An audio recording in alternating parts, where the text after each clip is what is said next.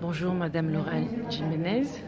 Vous êtes présente aujourd'hui au séminaire international sur la participation pour promouvoir la participation des femmes dans les processus de paix.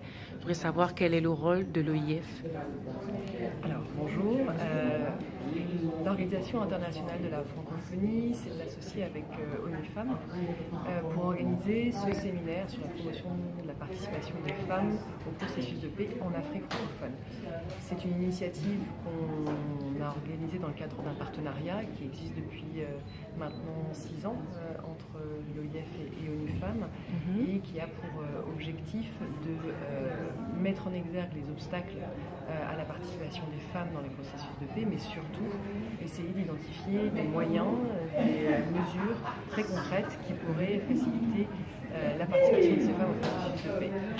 Parce qu'on a constaté que la participation pleine et effective des femmes dans ces processus politiques était un élément essentiel pour la réussite et la mise en œuvre effective des accords de paix.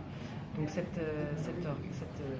événement regroupe une quarantaine de femmes leaders, aussi quelques hommes, impliqués dans les questions de paix et de sécurité sur le continent africain, pour partager leurs expériences, identifier des recommandations et on espère derrière assurer leur pleine appropriation par les autorités nationales, les organisations de femmes et évidemment les organisations internationales.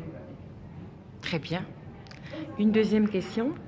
Donc, en général, en dehors des questions de paix et de sécurité, est-ce que vous pouvez nous citer des actions aussi que l'OIF, l'Organisation internationale de la francophonie, met en place justement pour aider, pour susciter et encourager les femmes qui se lancent dans le leadership?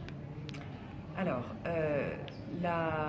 l'égalité femmes-hommes est un élément stratégique de la planification et de l'action de la francophonie.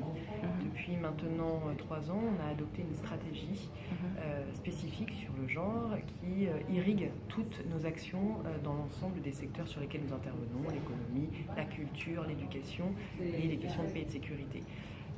C'est donc une priorité pour l'organisation et pour ce faire, elle a mis en place un certain nombre de programmes, des actions cibles.